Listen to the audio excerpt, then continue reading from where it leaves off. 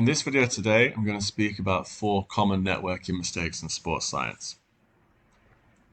First of all, maybe you're not emailing enough people. It's really key that you get yourself out there with many people as possible. Because a conversation I have quite frequently with students is checking in with them. I'll ask them how the networking is going, how many people they've contacted, what's going on with it. And quite a common response is something like this. Well, I've emailed 2, 3 people, didn't hear anything, so I'm just going to take a break from that and focus on something else. And that's my usual response. And I then follow up by saying, there's a lot of people out there, and most people won't reply because they're too busy. So it's a numbers game. You have to increase your numbers. If you want to work in football, bear in mind there are 92 teams in the English Football League. That's just England. There are plenty of other countries out there you can get in touch with as well in different sports. Physiotherapists, there are thousands of physiotherapists around the world, and you emailing 2 or 3 of them is not enough. If you want to be a lecturer, if you want to do a master's, a PhD, emailing 2 or 3 different universities, again, it's not enough. You need to increase those numbers. Secondly, email could be too long, and if it's not concise, people are less likely to respond to you. These people are very busy, so whatever you want to say, get out your mouth quickly. If you send huge, long paragraphs just talking about yourself for ages, it's not very interesting for the person reading it. Sure, you have to introduce yourself. That is what you start off with. Who are you? What do you study? Give that context. Ask your questions. Don't ask 5 or 6 questions. Keep it very brief. 2 or 3 is fine. And be polite. If you're impolite and a bit pushy in your email, you're probably not going to get a response.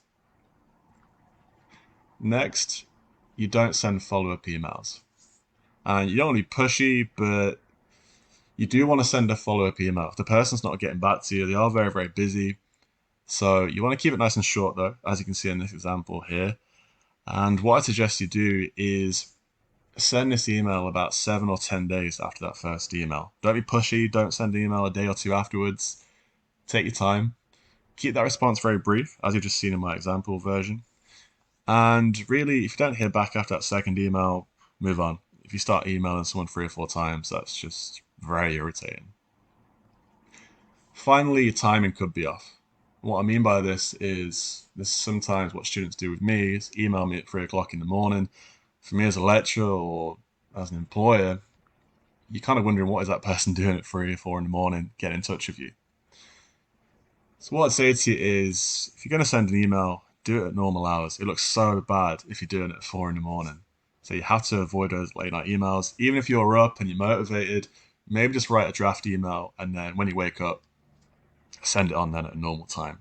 Because you will look very unprofessional if you're constantly sending emails at that time and you're not getting a response. It's probably the reason why you're not getting responses.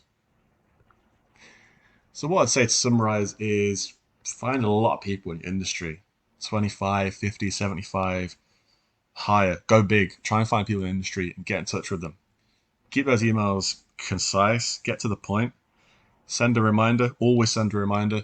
You will get quite a few people come back to you after the second email, apologetic, saying that their inbox is flooded and they just forgot to email you back. And finally, as I've just mentioned there, if in doubt, 8 till 8. Don't be sending emails at 4 in the morning, midnight. It just looks really poor. Okay, so that was my short video on 4 common networking mistakes in sports science. If you are beginning to network and you're making the most of your time doing that, and you want a bit of feedback, you want to send me a draft of an email you're sending if you think it's too long or too short, get in touch with me, Sports Science Hacks on Instagram and at CJThompson90 on Twitter. Okay, thank you for listening, and I'll speak to you again soon.